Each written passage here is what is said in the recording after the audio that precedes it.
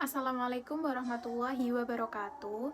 Perkenalkan, nama saya Evi Mardiana dengan NIM 630102101131. Saya berasal dari program studi perbankan syariah semester 6. Pada kesempatan kali ini, saya akan melakukan wawancara dengan ibu pemilik toko kelontong di dekat rumah saya guna memenuhi tugas UAS mata kuliah ekonomi manajerial.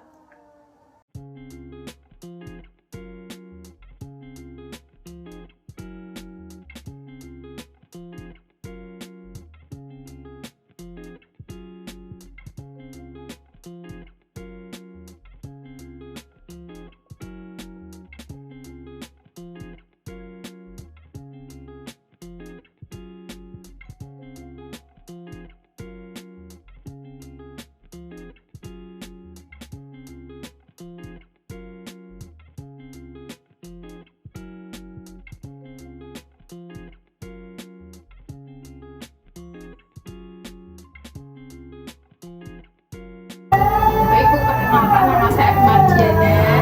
Saat ini saya kuliah di Universitas Islam Negeri Salatiga, program studi perbankan syariah.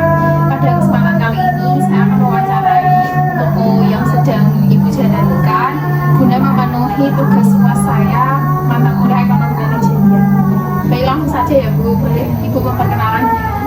Nama saya Umi Hadianti, alamat Bapak RT 3 Baik, langsung saja ya Bu. Bisa diceritakan mengenai alasan membuka toko ini tuh gimana awalnya Bu? Alasan saya jualan ini pertama saya kan kerja di pabrikan, di hari tua saya itu harus di pabrikan terus. Jadi alasan saya memutuskan keluar dari pabrik biar ada pemasukan Di hari di hari tua. Terus kira-kira sudah berapa lama menjalankan bisnis ini? Kira-kira sudah 14 tahun. Lama ya Bu? Ya. Terus kira-kira jam operasionalnya itu gimana Bu? Jam operasionalnya itu selesai pekerjaan, kan aku rumah tangga ya, jadi saya menyelesaikan pekerjaan di rumah dulu, habis itu selesai baru jualan. Tutupnya itu sampai jam sekitar jam 10. Kira-kira produk apa saja yang dijualkan di toko ini? Produknya pertama jualan itu saya jus sama lotek gitu, sama goreng-goreng. Terus sekarang nambah snack. Baik itu alhamdulillah kan ya, itu jualan es, hasilnya yang lumayan untuk ditabung, kalau itu biar maju usaha saya itu buat beli jajanan yang lainnya, beli makanan yang lainnya, biar nambah hasilnya. Kalau produk yang paling laris apa Bu? Untuk paling laris ini ya itu jus sama jajanan-jajanan gitu, sama jajanan anak dan lotek, jus. Kira-kira produk yang permintaannya itu meningkat secara musiman apa? Secara musiman itu ya apa ya es itu Musimannya Bu? musiman, kalau hujan nanti kan ya Agak turun. agak turun gitu. yang musiman ya yang goreng-goreng itu kan hangat, itu kan nggak ada musiman ya. Iya. Terus bagaimana cara menentukan produk yang dijual di toko? Menentukan produk yang dijual Jadi sesuai kayak permintaan pembeli gitu baru disediain. ya, kita sudah usaha sudah menyediakan ya, tapi ada permintaan pembeli itu apa ya, saya harus usaha mencarikan.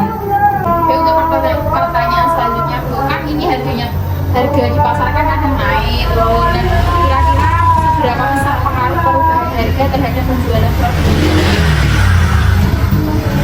Kalau toko untuk kenaikan harga apa penurunan ya sangat pengaruh ya, tapi itu kan yang bahan pokok kan pastinya masih tetap lah. Soalnya bahan pokok mau nggak mau ya tetap harus dikonsumsi ya. Iya. Biasanya permintaan suatu barang itu turun harganya itu terjadi pada produk apa? minyak goreng. Atau minyak goreng? Minyak goreng itu kan bisa dikurangi, tapi kalau bahan pokok kayak beras itu kan tidak bisa Iya. dikurangi. Tapi nak minyak bisa. Kalau cara ibu merespon perubahan permintaan pelanggan terhadap produk yang berbeda gitu gimana? Maksudnya ibu kan saya ada berbagai produk mie instan, nah pelanggan minta produk A tapi ibu tuh nggak punya gitu. Ya saya berusaha semaksimal mungkin ya, sebisa aku berusaha untuk mencarikan, itu kan saya carikan gitu. Selanjutnya itu apakah ada produk yang tetap laris terjual meskipun harganya naik? Kayak tadi ya bahan pokok itu tadi ya.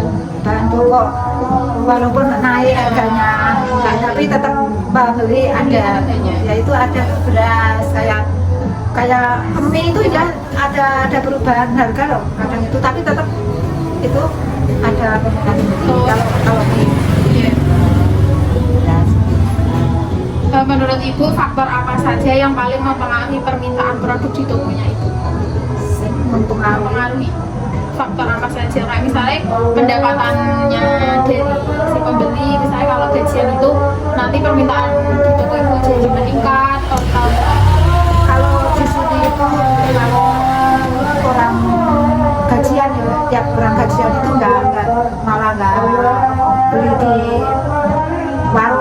warung sini ya, nggak otomatis malah seperti anak-anak kos ya, kalau sini kan anak kos malah ke pelayan gitu. Nanti kalau nggak tahu kan anak muda kan kebanyakan, kalau di sini memang anak-anak muda, kalau ya ibu-ibu juga ada, tapi kebanyakan kan di sini anak kos, anak kerja itu di pabrik ya, itu malah agak berkurang, malah nggak di sini gitu.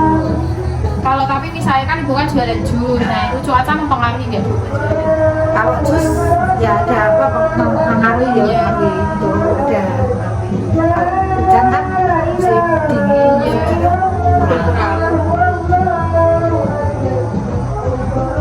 Apakah barang substitusi mempengaruhi permintaan ibu? Misalnya kalau misalnya ibu menyediakan kopi, tapi waktu itu tuh kopinya baru habis, terus langsung kembali memutuskan untuk beli jus itu pernah? pernah Berarti ya mempengaruhi deh. mengaruhi. Terus apakah barang komplementer mempengaruhi permintaan di tokonya ibu? Misalnya kalau gula naik atau minyak naik, jadi pindah ke misalnya kan goreng sendiri, karena minyaknya naik, jadi langsung beli ke ibu gorengnya. Ya itu Ya berarti ya. beli kan daripada itu apa minyak mahal, mungkin yang sudah matang. Kalian itu beli apa yang matang aja. Bagaimana persaingan dengan toko lain mempengaruhi permintaan di tokonya itu? Pengaruhnya besar apa enggak? Pesaing ya pengaruh, nggak ada pengaruhnya, tapi ya biasa aja. Iya. Apakah ibu perlu menyesuaikan harga terhadap tindakan dari pesaing? Saya tetap tetap. harga tetap nggak saya nggak merubah harga, tetap saya yang dijual harga itu ya saya Sesuai gitu ya. Apa strategi yang digunakan untuk meningkatkan permintaan produk di tokonya ibu? jual saya tuh. Iya. Ramah mungkin ya bu. Ya mungkin saya harus ramah ya, Bukan ramah. harus ada pembeli, harus ramah, Iya. pelayan yang cekatan apa ya, harus Iya. cepet gitu loh. Terus tadi ibu juga menyebutkan menyediakan produk yang diminati pelanggan ya. Ketika nggak ada langsung besoknya dicari. ya itu harus carikan. Oh ya itu Pak, ada yang tanya itu terus itu saya bisa cari. Terus bagaimana caranya ibu untuk mengantisipasi perubahan permintaan pelanggan?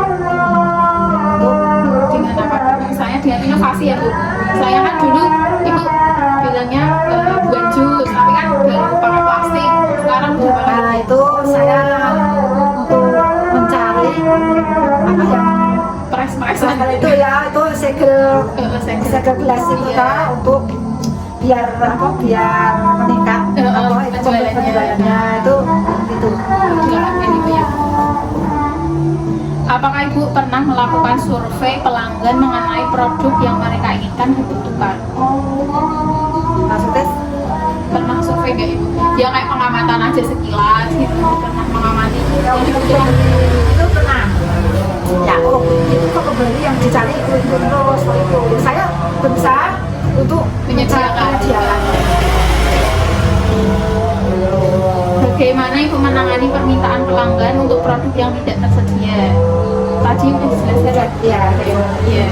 Terus bagaimana kondisi ekonomi secara umum mempengaruhi permintaan produk di toko Ibu? Kayak misalnya ketika pendapatan meningkat, terus penjualannya juga meningkat gitu. jadi ekonomi saya itu Ekonomi dari pelanggan biasanya sih iya, biasanya kan ya itu, tapi di punyanya itu kayaknya nggak berlaku. iya bisa Tadi kan anak oh ya anak aja ya itu cuma itu apakah pandemi itu mempengaruhi permintaan di tokonya ini? sangat sangat mempengaruhi. Gimana itu Bu? Iya kan terus itu ya susah mau usaha meningkatkan usaha saya itu kan susah gitu loh, gimana ya kan ada pandemi kan Ditutup semuanya, nggak boleh. jadi mau usaha susah gitu.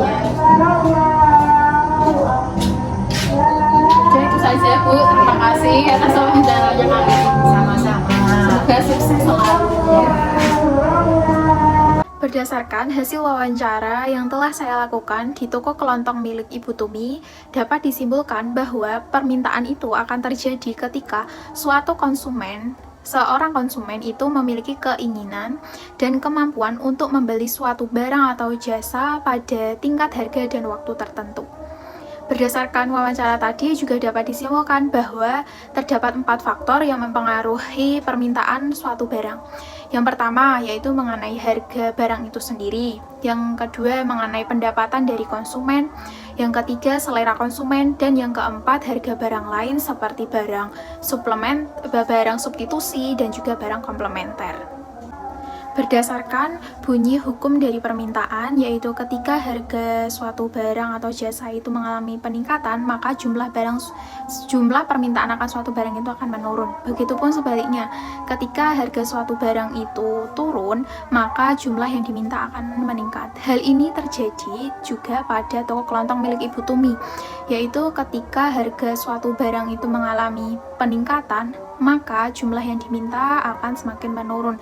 Contohnya adalah kenaikan dari minyak goreng.